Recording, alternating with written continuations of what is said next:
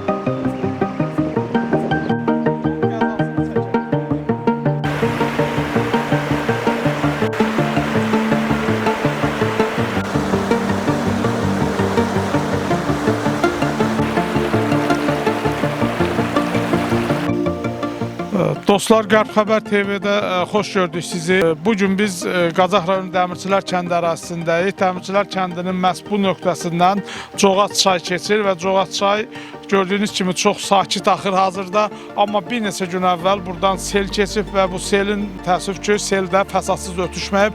Arxamızda gördüyümüz bu xeyli yaşı olan qədim bir körpü var.